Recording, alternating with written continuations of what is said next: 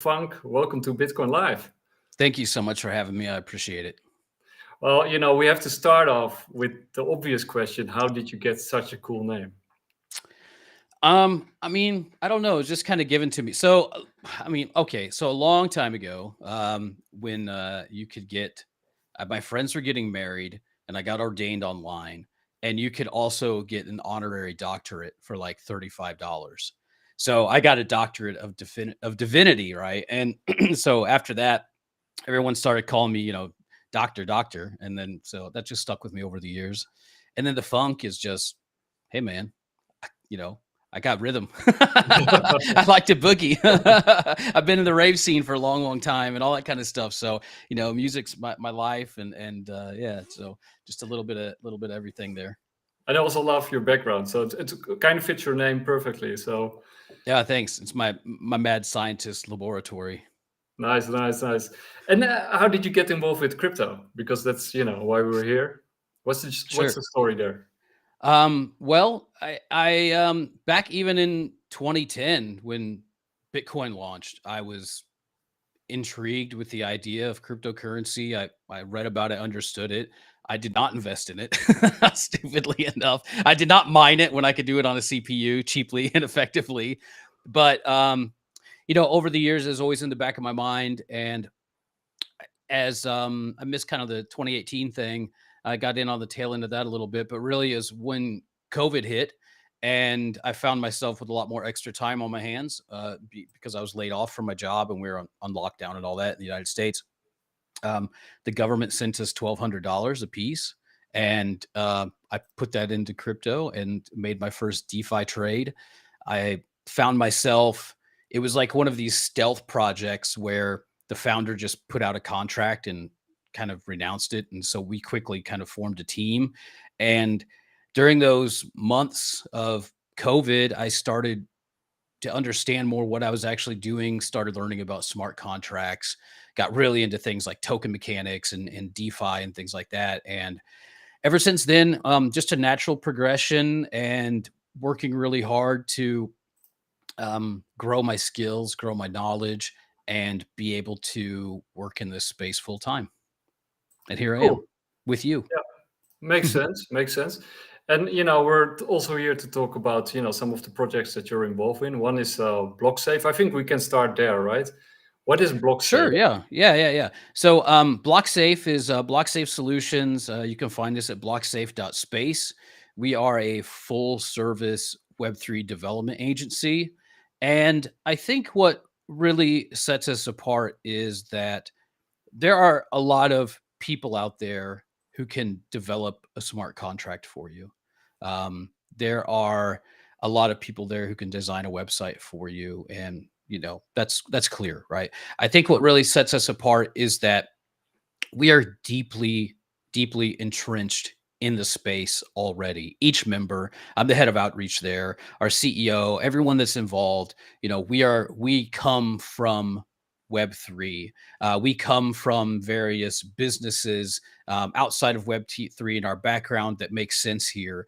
We do thought leadership. We have high value networks. So when you develop with us, it's not just we want to build with you. We don't want to build for you. Uh, and I think that kind of really sets us apart. We have our connections, our just our understanding of what you want to build and how to deploy it, and then our ability to partner you up with other projects that make sense, or to be able to help introduce you to people who may want to invest in your project, or even simple things like setting up your community for you, helping with community collaborations and things like that. We deeply care about building in this space. It's not just a job as like software developers. It's really a passion, and the founders and everyone came together and wanted to be able to really combine all of our expertise in various sectors of building in this space and be able to deliver something of really high value to our clients. So we specialize in bespoke builds. Anything from smart contracts. We could do a token contract. We can do NFTs, dexes. We're developing a large NFT marketplace right now that should be going live soon. Vumio.io. Excuse me. And several other high profile projects. So, and then we're working on expanding our small service offerings. So, we want to also be there for people who have great ideas and are bootstrapped and be able to offer them at least, services so they can quickly and easily get a landing page up or get some information out, like set up their Discord and kind of help them on their path. And we have some other great plans for the future as well that will involve potentially becoming more like an incubator accelerator. Those plans are kind of underway as well. So when I say that we really care about this business, we want to help promote great ideas and be able to utilize the blockchain technology. So if you're a business and you're starting in Web3, BlockSafe is the place to go. BlockSafe's the place to go. There are several. That's definitely one of our specialties. So it's also consulting and advising for traditional businesses who want to incorporate Web3. Do you want to make a Web3 loyalty program? Do you want to tokenize or gamify your experience for your users? And those are all kind of things that we can also help do. Definitely. Yeah, and then while sticking to that topic, do you sort of notice that there's sort of a growing interest in that regard, or is it not there yet? Or well, 100%. I mean, I think it's a natural evolution. I mean, you already have banks and everything like that getting in here, and they're just waiting for the ETF and all that kind of stuff. So it's and we have, of course, gaming sector is huge with using NFTs right now. We've got like Starbucks are using loyalty. I think that initial wave and hype of the last cycle where it's just like, hey, we're a business, we're going to have NFTs now, cool. And a lot of people are like, what is this? Why is this? And why is it different from just a regular Web2 app where I can earn a punch card and get a free coffee, right? So there's differences. I think that now people have had a lot more time. Go ahead. Yeah. So what is your elevator pitch if you sort of have to convince somebody to sort of get into Web3 if they don't get it, right? So I would say that while this is an emerging technology, it's a technology that has amazing ability to not only streamline your back end, to streamline your customer experience, or to learn new ways to engage the people, your clients or your customers, to interact with your product. Web3 for me, it's not just, I mean, it is the technology, but it's also the things that go along with it. The way that you involve different communities, the way that you gamify things, the way that you incentivize things. And, you have to, and it's also on the business too, to be able to decide, are we willing to kind of change our business model so that we're able to return incentive for people with their time and attention? And it's just finding different ways to do that, and building those kind of things. So I think that once larger businesses figure out ways when they finally go, okay, if we're going to launch an NFT something, it's not going to be just about our brand. How can we also partner with other large IPs or other companies so that, just like the way that we do like with utility NFTs. And I do think that at some point that kind of thing will start to make sense for larger businesses as we incorporate that. So it's just the way that you sell it. Of course, it's dependent on whatever product that they're wanting to put out. It could be a very simple thing, or it could be a complex system. So, but I do think it's definitely coming. Blockchain's not going anywhere anytime soon. So.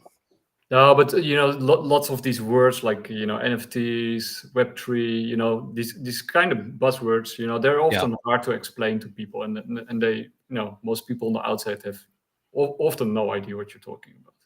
This is true, and of course, when we get on shows like this, we use this jargon because we're all familiar with it. But when you approach another business, it's really just about saying like, here are some ideas that are tried and true and tested, and here's another way of looking at them in a way that makes sense for your business. It doesn't matter, if I pick this up, I'm not going to go, I'm going to call my digital spectrum cellular device. I just want to call grandma on the phone. Right. So when I go and scan my code and get my badge, or if there's like say a city wants to, create a travel and tourism experience that gamifies NFTs and incorporates local businesses and stuff like that. That's all you need to know.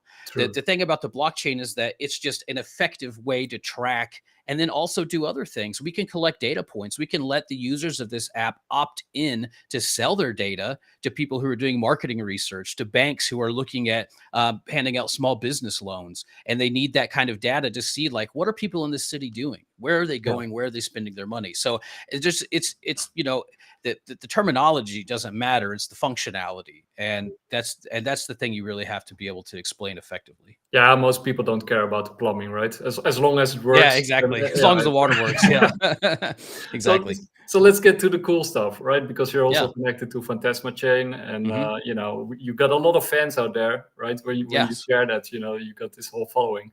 So I think that's what they're here for. Can you tell us, sort of an overview what PhantasmaChain is, what it's about, the smart contracts, NFTs, the whole shebang? Yeah, 100%. And it's a lot. So let me just start at I guess the very beginning, which is Phantasma is a layer one blockchain. We are built on C#. We're not an EVM blockchain, but because of that, we can do some really amazing stuff with our NFTs. You might hear the term smart NFT thrown around a lot I in noticed. the community, right? A lot of times, and it's not to say I'm not trying to talk bad on any other project or whatever that's using that, but we've been using that term since 2019, and when at the inception of this. And what our smart NFTs mean is that they're actually programmable, and not just programmable in the sense of we program an NFT contract. What I actually mean is that with ours, we have a dual layer NFT. So if you're familiar with the concept of RAM and ROM, the ROM is the thing that doesn't change. The RAM is the thing that does change. So we have a ROM layer that's immutable on the chain, and we have a RAM layer that's updatable real time. Nice. So a lot of times when you hear this smart NFT designator, dynamic NFTs or something like that, the dynamic part is really just fetching some data from off chain and updating something. You're pointing it out to somewhere else to change the metadata or a picture or something on the chain. With our NFTs, as Phantasma was built primarily for gaming and entertainment, with our NFTs, we have actually for gamer developers, we have a Unity SDK. So for an example, you could actually call the metadata directly through the SDK to the client, to the back end of the game, and change that stuff. So if you had a sword that took damage over time or something, or degraded, that kind of stat could be tracked. So that's one cool. That's one cool feature. Now, how can we also apply some of these other features? We have the ability to mint liquidity into NFTs. We have composable NFTs. So if you were a player character and you were NFT, and your shirt was a piece of armor, that was an NFT, et cetera, et cetera. All these things can be combined into one singular NFT, broken apart. So, it gives developers a flexibility to have more assets on chain in this composable way that makes sense for them. We have a game called 22 Racing Series, or not we, but there's a game on Phantasma called 22 Racing Series, where the car that you race is made up of 22 different components. All of those components are NFTs. So when you change the tires or change the transmission, that's what you're doing. You're burning, and reforging an NFT. There's a lot of other cool features too, but those are probably the top, the two that are easiest to explain and make the most sense. Because that's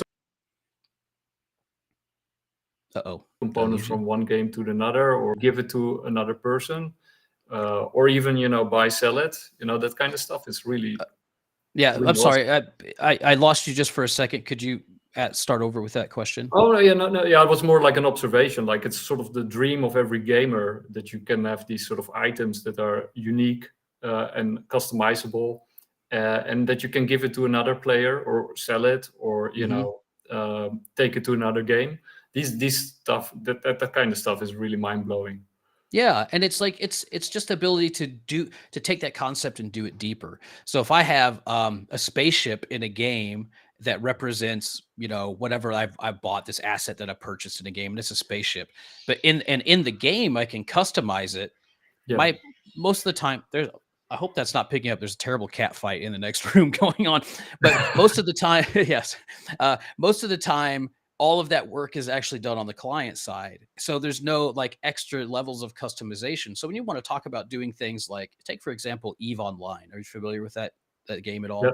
They have a huge player-driven ecosystem where players are crafting individual parts, and it has like almost like a real world money variable. So when you're doing that kind of stuff in a video game where all these different components and things that you're actually building the spaceship with can be run by players or run by a player economy, that's when this kind of technology makes sense. And it also makes sense because C# is a common language, C# and a Unity stack that game developers use. So that's kind of one of the other pluses, that this scripting language makes more sense to game developers. It's something they're already familiar with. And would you say that PhantasmaChain is specifically focused on games, or is it also broader than that? There's a million applications that you could use this type of features for. Currently, so full transparency, there's no DEX on PhantasmaChain right now. It was really purpose built with this kind of singular mindset. Now that doesn't mean that people can't come and build one. Please come talk to us. We'd love that. But imagine for like DeFi with this with these infused NFTs. So imagine you could have a lending protocol where you were accruing money into an NFT as interest in real time, or as where an NFT represented a basket of assets that were infused together. So there's a lot of different things you can do. We have self-burning NFTs, which you could use for a subscription, perhaps. You could buy this and you could have access to XYZ, and then at certain block height or certain time that would expire, or that could even be used as a power-up in a game. The beauty of C# is that over Solidity is that Solidity has limitations. And we're hoping to be able to import a larger part of the actual, because it's a variant of C#, of the larger C# library into Phantasma. And once we do that, the ability to build really amazing applications is just going to be like, phew. So, right now the ecosystem's young. We have several projects building on it that aren't live yet because games take time, right? Yeah. But I think that I really believe that once we get some players testing these out and checking it out, and they look at this tech and they go, damn, that is really cool. So I think it's gonna be pretty powerful. And so one other question, like an obvious question, right? I do know about PhantasmaChain, but I sort of lost it. It fell off my radar because there's so many new projects out there. Yeah. So how come that's it's not yet so wide known, right? Or maybe it is, but Sure. maybe it's my fault. Sure. No, it's not your fault. It's not your fault. I mean, look, I'll be totally, completely honest and transparent with you. Well, first of all, Phantasma, about a year, was it 2021, I think, there was an exploit on our native bridges. No. Right. So, and then another exploit to follow. It was pretty damaging and pretty deep into the chain code. So what we had to do is basically pause the chain for a while. And that was right, kind of like the height of our hype cycle.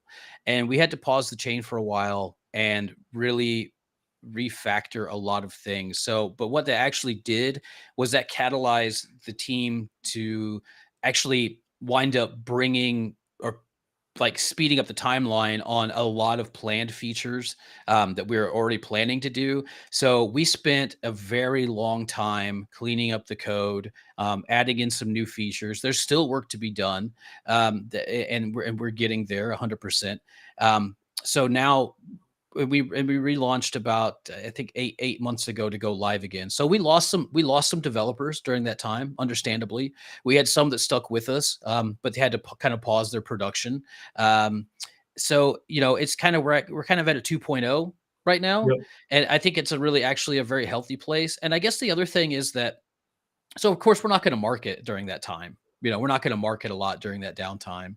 And now we've kind of been around for a while, and we do shows like this, and we do some other interviews, things like that. But for me, as being part of the team, once we have some stuff go live, and I can say, this is what Phantasma does, rather than this is what Phantasma can do, then you're going to see us like actually get out there a little more. And I guess, we're also not a VC funded chain. And I think that's a really That's a plus. That's a big plus. it's an important distinction. It does make it difficult sometimes. I won't lie, but we don't have anybody over our backs, but we are a small team, and we're completely community driven. We're working on getting our voting system, so we have Tendermint now as like a DAO system, so community Cool. can put forth proposals, and we can do some more voting. We're really close to having that done. We have a 3% inflation that we fund the chain with, and so we are like really the epitome of open source vibe, which should really appeal to like hardcore nerds.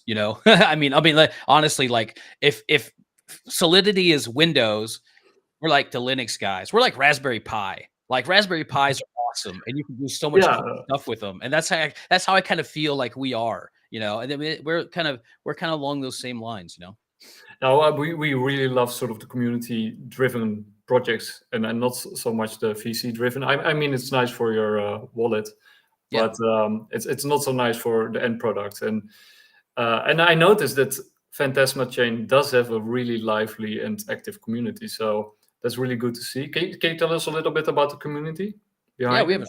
an awesome community. One quick note though, before I do that, I forgot to mention that after the exploit, we did have the entire blockchain audited by Hackin, like 170,000 lines of code, because our Nice. repository is massively huge. We got an 8.5, and then anything that was left, we've already cleaned up. So just want to put that out there. Like, I think it was one of the largest audits that they've done to date. Yeah, and I So think also what you said, right? Something like that happens, you take advantage of it, you improve upon it. So it's actually a yeah. good thing, right? Yeah, Yeah. absolutely. But I mean, as far as our community goes, our community is awesome. We have some amazing, dedicated community. They've through with us the whole time. I mean, look, here's a metric for you, and you can it kind of shows the strength of Phantasma. We launched with 101 million supply. Add the inflation or whatever. But since we're proof of stake, right? So you stake the SOUL token. You Yeah. earn KCal, which is the gas token. There's approximately about 50% of the total circulating supply staked by our community right now. And that hasn't really changed through this entire time. So if you want to talk about a community that really believes in the blockchain, there's plenty of opportunity for people to give up, unstake, sell out, drop their bags, whatever. But our community is super strong, and they stuck with this, and it keeps growing. And every day, are the number of soul masters, which is someone who stakes 50,000 soul, and then you get quarterly rewards, is steadily growing every day. So that's a great indicator as well that we've got new eyes, or people who've come back and started believing in what we're doing again. So really great stuff. And for the people who don't know, they can sort of just follow PhantasmaChain on Twitter and get involved with the community, right? Yeah, absolutely. Yeah, there should be links to our Telegram's the most active spot right now. We do have a Discord as well. Of course, all the links are on the webpage at phantasma.io. Yeah, And we we'll, love to see new people and answer questions and all of that. and we'll also link them down below in the video. But you also had some really cool stuff that you wanted to share, right? Stuff that you're Yeah, working let me on pop currently. up the screen share here, and I'll just highlight some of the projects that are building on Phantasma, if I may. Yes, that's why we're here. Is that showing? Yes, it is. Oh, it is? Okay, I just can't see it. Okay. So, Wonderman Nation. This is so Godi Interactive. They're building a couple games on chain. Wonderman's one of them. It is a Axie-like game, but with improved economies. You got some Super really cool. cute characters, some cute artwork. So you can breed, you can do a lot of mini games. They just did. You might, if you look them up, check out their YouTube. They've done a couple live AMAs recently. And these are people who have worked, the people developing this have worked, they've all worked with major studios in the past. They've got some just a really amazing small team. So I love the but they're artwork.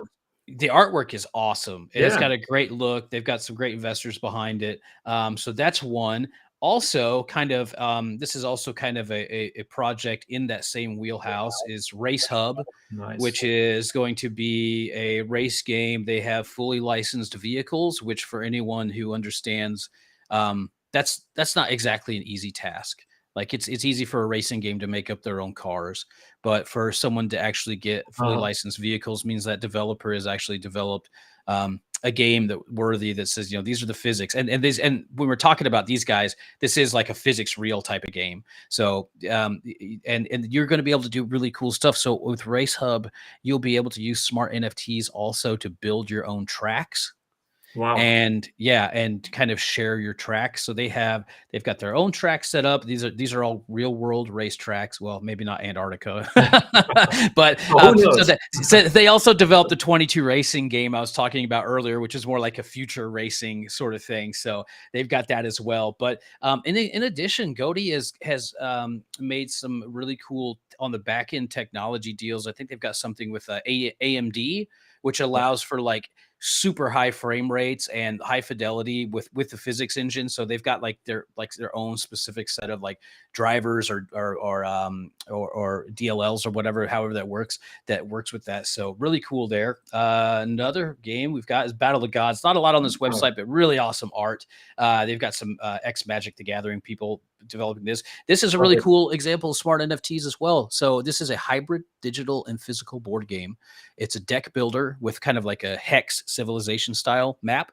So you'll be able to play your cards and level them up using the smart NFTs in the game, print them off, and then take them to the physical board game and be able to play with your friends. So wow, this is really awesome. Stellar Gate, which is they're releasing, they're going to be releasing modules. They're kind of building things out in modules. This is going to be a 3D kind of RTS. They're getting ready to release like a tank battle module, and then I think one map of their first person shooter stuff. So this is all, and they're also super active in the community as well. And then there's other examples, and unfortunately they don't have a site up yet, which is coming soon. But One World Project, I do want to touch on this. It's 1W_project on Twitter. Like One World Project, 1W_project on Twitter.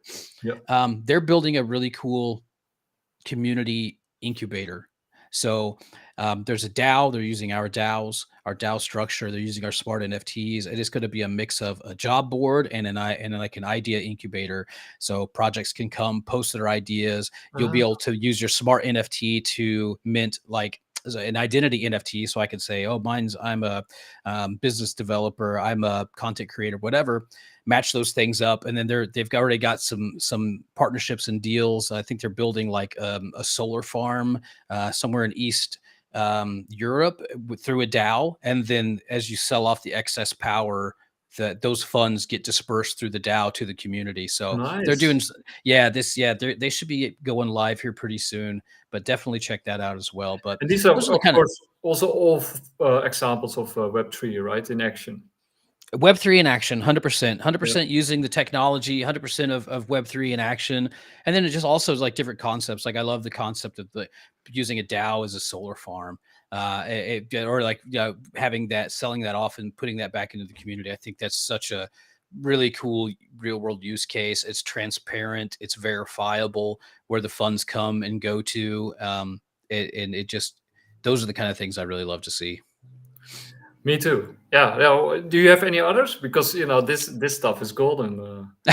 Those are the only ones I popped up quickly. But there are other. We've got Blood Room, which is like a kind of a tabletop style RPG that you can set up fast and efficiently and play in about 60 minutes. They're developing on chain as well. We have even Jacobites, which is in the audience right here. It's a community member. He's putting together some stuff as well. So we've got some community initiatives, and it's coming together. We're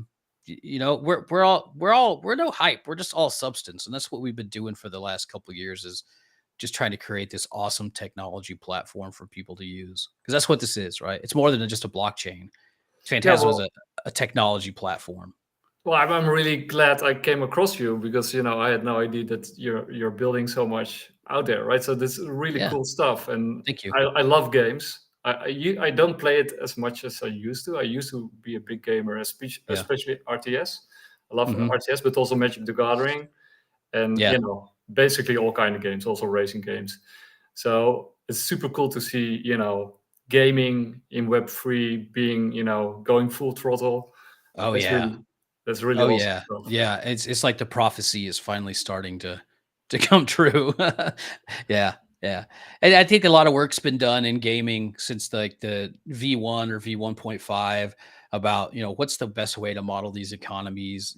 I think there's always like a chicken and the egg about releasing tokens or NFT sales before launch, that gap between when you do that and when you're able to release. And I think there's been a lot of lessons learned about the best way to kind of like set up the business model for games. And I hope that this next crop that's going to be coming out over the next 6-12 months is going to be really great examples to take outside of Web3.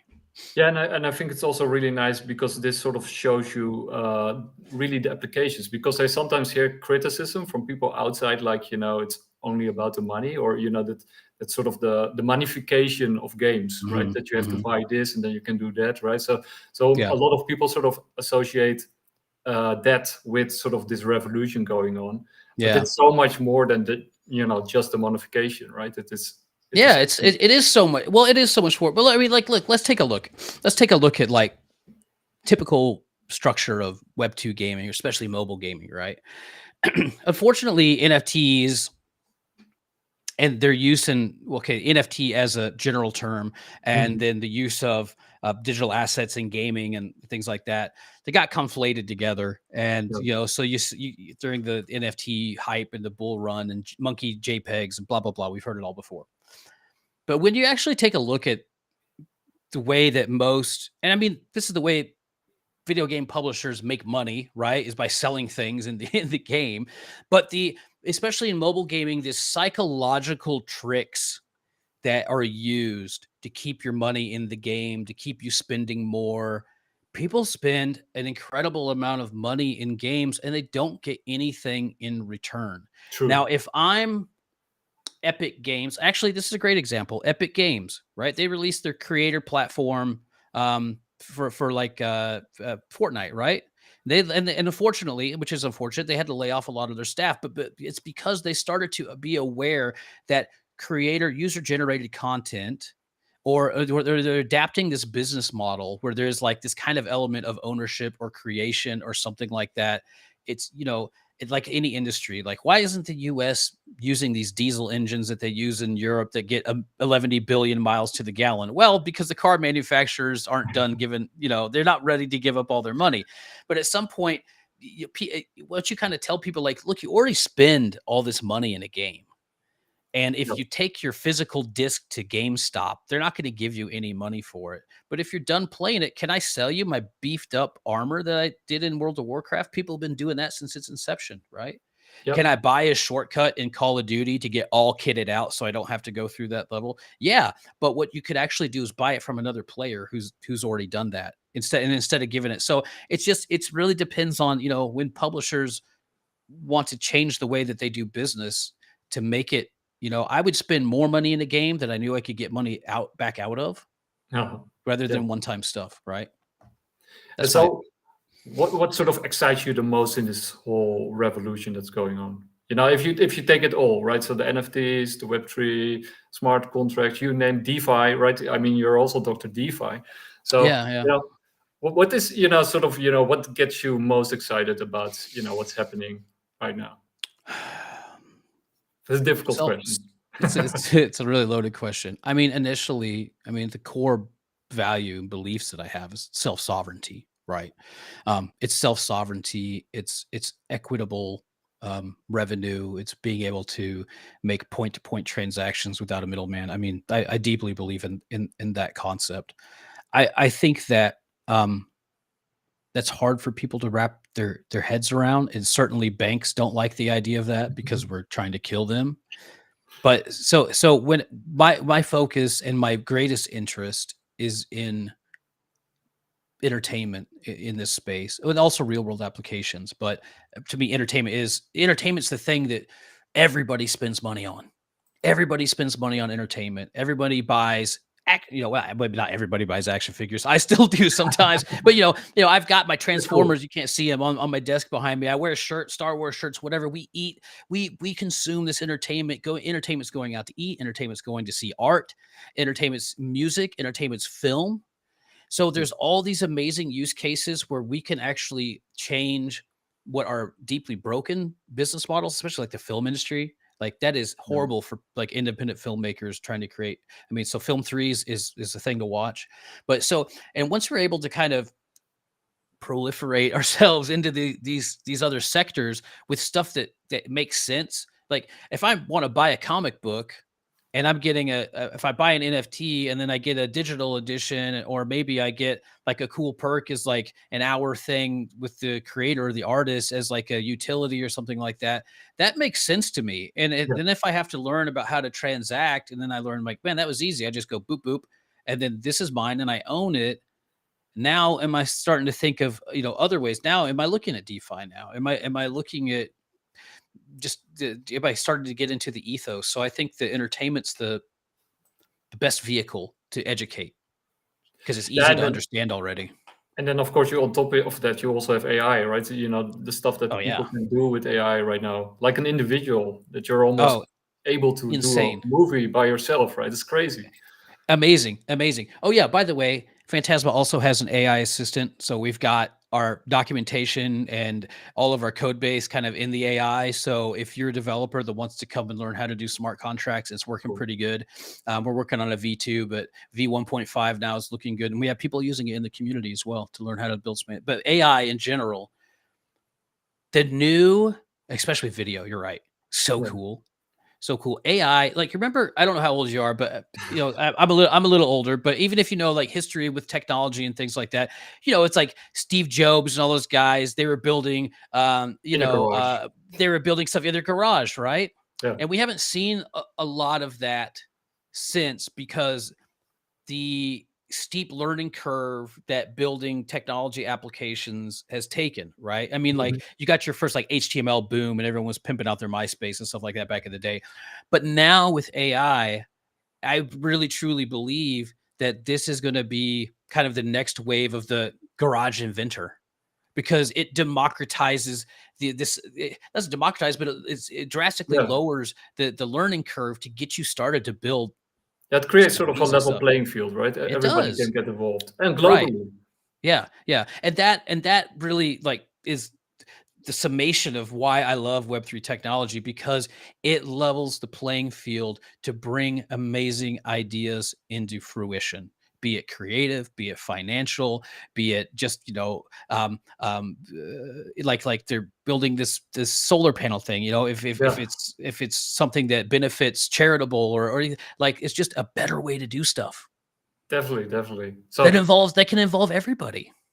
yeah, no, yeah, and it's so nice how it integrates everything, right? So it becomes, I think it, even the finance part that sometimes people don't like, I think it's very healthy that people sort of get involved with finance and understand Hmm. what it is and what money is, Hmm. because only if you understand that you can understand everything else, right? Yeah, yeah, yeah. I mean, it is a lot to learn though. Oh yeah, Like how do I build a DeFi Lego when people are doing DeFi lending Legos and stuff like that? And I tried and I failed. Right. yeah, The I guess the negative side to this technology is like it's an amazing technology, but it's expensive and potentially catastrophic to test out until you know what you're doing. Right. yeah. So But and you have to lose to learn, right? you got to play to win, right? Yeah, I Yeah, get that, but does my mom actually? I did yeah. have my mom who's like, well, at the time she's like 75. She's flipping shit coins on Coinbase during the last bull. She'd be like, "Did you read that So article cool. about SHIB today?" Like, yeah, I did, I guess, mom. But but if we can do that, Yeah, if we can do that, then that's a great metric. If my 80-year-old mom can buy Shiba Inu and she's reading crypto articles, badass, right? yeah. I mean, it does incentivize people to start, getting involved and learning about it, and that's Yeah, super cool. And what worries you the most about everything that's going Gary Gensler. on? Yeah, Gary Gensler, the United States, which could be just this amazing drive, and there's a lot of great creators here, right? We are absolutely stifled. Actually, I just read yesterday that somebody who wasn't crypto related, but they got enforcement from the SEC, and they're taking it to the Supreme Court because they're saying that an agency cannot pass judgment as an enforcement because he did not get a fair trial to Hmm. prove his guilt in the action that the agency is saying that he committed. So that's actually being seen by the Supreme Court. And from what I read, some of their arguments are like, this does make sense because it's in the Constitution of the United States, and we've just basically let this happen because we've given too much agency to agencies. Yeah. And but when we really look at it, it makes sense. So that may wind up being a blow to the SEC. That was actually really bullish news. But yeah, it's regulation or effective regulation that doesn't kill or stifle this technology. Yeah, the SEC basically overplayed their hands, right? Oh, Yeah, absolutely. In the Philippines, the SEC there works with the crypto community. They go, yeah, they yeah. speak at crypto conventions and blockchain conventions. Like that's the relationship that we want. But But you do sort of see a turn with the SEC, right? I mean, they sort of, they were really gung ho at the last year and this year, beginning this year. But there's a change of tune slightly, a little bit. A little Yeah. bit. They're getting beaten down in Congress at the is why during these hearings. I don't know how long the SEC chairman position lasts. Is it only like a couple years? Well, I just hope that Hester Pierce it gets the next one because Crypto Mom will save us. That's my that's my hope. Well, and you had the guy before Gary, which was a good guy. I forgot his Yeah. name, but that Yeah, me was a too. good one. Yeah, yeah. Yeah, So yeah, yeah. So, and but even Gensler, of course, we all know this. Gary was given you even still, if you go to like the MIT Continued Education Certification website, and I was looking at this the other day, not specifically, but I was just doing some research for like colleges that offer any kind of blockchain certification courses. He still has a course on there for about teaching about blockchain economies. Gary Gensler, it's like one of the parts of the course, man. It's so. Yeah, I don't know. Political machinizations, bro. I mean, like, what can you do? We just keep building, right? yeah, and eventually they will catch up with the builders, right? Because the technology will force their hand. If they The technology will force their hands, and no one's giving. Excuse me. Nobody's giving this up.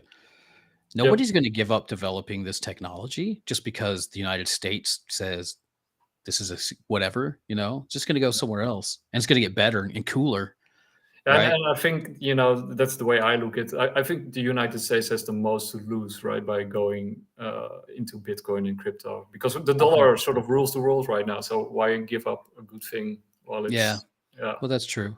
The dollar rules the world, and the banks run the Congress, or, the lobbying and stuff like that. I mean, not to get too deep into politics, but I think yeah, it's clear that you know that if a government it has two choices. You can either adopt and be part of it and do some meaningful stuff, or you can be angry that you didn't do those things earlier and you missed your chance to like create great regulation when everyone else is making all this money and stuff like that. And I think it's just seems like a reactive thing because it's like, hey, it's too big for us to really clamp our hands down on right yeah. now, so we're just gonna find the hell out of everybody that attempts to do it. So Well, and it does sort of work, right? I yeah. mean, yeah, Yeah. but But you know what? You know what though? This is one of the reasons why I like entertainment, because if I purchase an NFT or a skin in a game or a comic book or whatever,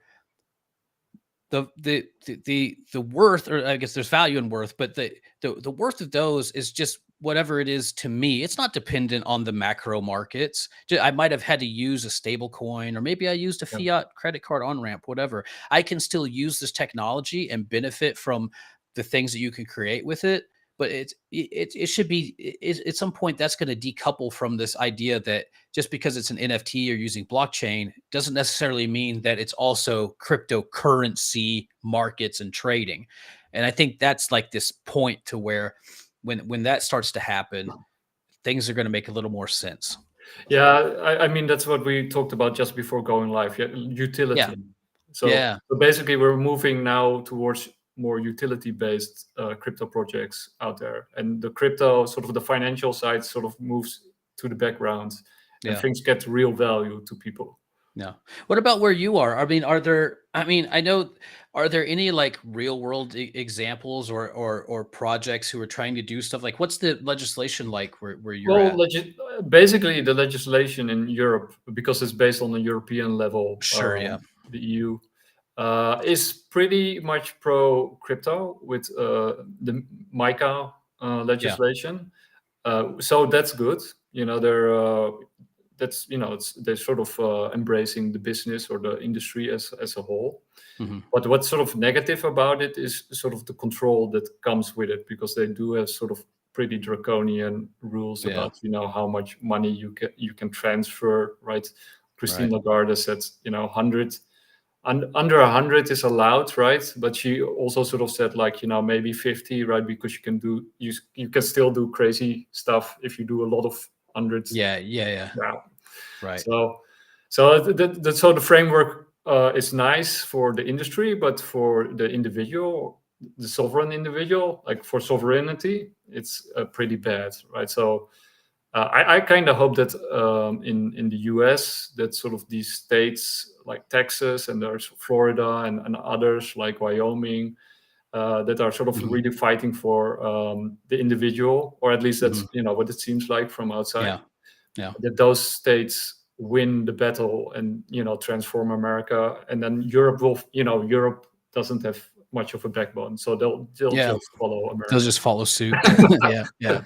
They follow I suit. think, I think that cryptocurrency can work well on local levels too. Yeah, yeah, Like, because if you look at the ethos of cryptocurrency, it's all about peer-to-peer transacting and things like that. yes, And yes, we could do this on a global scale, but I think like some of the best examples would be, and I'm actually kind of working with some people here in my city to maybe launch a pilot program where it's it's high financial literacy and things like that. But so I can use this at local businesses. I can support issuance of the coin by having maybe some sort of I've heard of doing like they're like token gated community farmers markets and gardens almost, where so they Mhm. work this thing and then they sell it.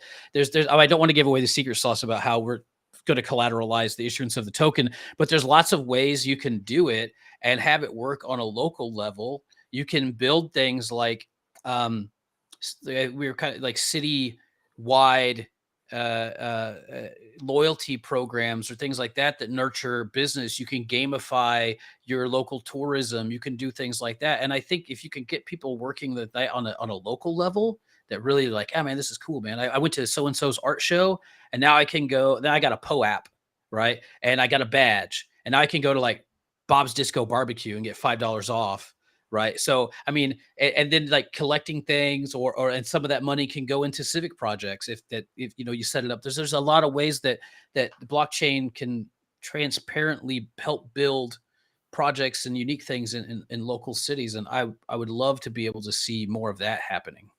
Yeah, and I think it will happen, right? You also saw it Mhm. like basically 100 years ago, around sort of the time of the Great Wars. There was sort of this wild growth of different currencies that people used on a Mhm. local level when sort of the system started to destabilize.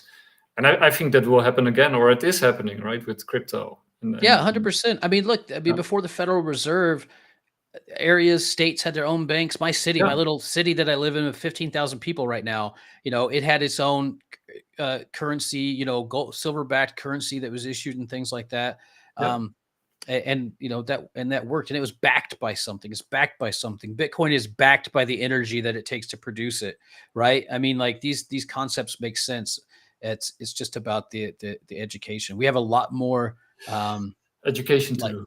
a lot more education to do and a lot more bullshit to cut through from the Oh from yeah, the from yeah. the opposition. You know what I mean? The Yes. narrative. Yeah. Yes, yes, yes, yes. No, I totally agree with it, and that's also what Bitcoin Live is about. We try to sort of reach an audience also outside of crypto, which is really hard. But just to educate people, and also to entertainment, of course. Yeah. But especially to educate. What is Bitcoin? What can it do? What's Web3? Right? It's not just buzzwords. There's something real behind it. Yeah. 100%. Every project, any project this round, if you're building a startup in Web3 or you're Web3 native or whatever, and you're not thinking about an education section for what you're building, then you're not doing it right. If you're True. not including that some sort of or partnering with someone who does that type of thing, then you're not doing it right. If you're not producing simple content that people can digest, you're not doing it right. It's absolutely vital that this entire sector educates if we really want adoption. Yeah, and especially the noobs, right? The people on the outside, and because many people on the outside, they have no idea that this revolution is actually happening because it's digital, right? So it's sort of hidden from sight. If you're not native, then it's sort of, you know, you don't see it on the street or something. Yeah, but that's kind of the rub too, because it's like you don't see it on the streets, but to get people on the streets to use it, we also have to hide it from them, so they don't understand. Or not hide it from them, but you know, make it easier for them to digest. You know, so it's kind of like one of those double-edged swords. Like we need to tell you about all this amazing technology, but we don't want to confuse you. You know, you ever seen those like Wired magazine where they have somebody come in and they'll do 5 levels of explanation, you know, of like how like quantum physics works or whatever. Like that's what you have to do. That's what you have to do with blockchain as well, I think, you know. And that's what we're about. And I was so happy that you were on the show to talk about this. And I want to have you back in the future soon. Yeah, hopefully. I would love to come back anytime. It's definitely this has been really cool, and I really appreciate it. Yeah, we had a ton of fun. fun. I love all the content you guys are starting to put out too. So I mean, for everyone who's following, who knows me, who's watching this show, please make sure to follow and watch the rest of the content that that Nick's putting out with Bitcoin Live, because it's cool. Yeah. You had like what is it, Lady Magdalene or what's her name? Full Metal Magdalene. Yeah, Full Metal Magdalene. She was delivering the news in like full undead cosplay the other day, and like zombie apocalypse news. Yeah, that's cool. Cool. That's cool. And I watched it. And how many YouTube news bits or whatever out there? I watched this because it was cool, man. It was like I think that's a great technique, like making stuff fun and accessible. So yeah, she's super creative, and we're super happy to have her on our team. And we're launching some completely new shows, so we're in full development, and we're having a lot of fun. And to the people listening, like if you have a skill or you have like something that you want to talk about, right, reach out to us, send us a DM, and maybe you got a show on our platform too. So it's that easy. Awesome. That would be cool. Oh, well, maybe you can. Maybe. Maybe. Now that I think about it. Yeah, it could be fun. Could be fun. Yeah, I mean, content's king, and the more everyone's out there talking about it and making it make sense, the better off it is. So definitely. Really cool. Dr. Funk, I want to thank you, or should I say Michael? It was a lot of fun, and let's do it again in the future. And to everybody watching, thank you for watching, and I hope to see you again, and give us a follow. And that's the show. Thank you so much. It was a really great time. I really appreciate it.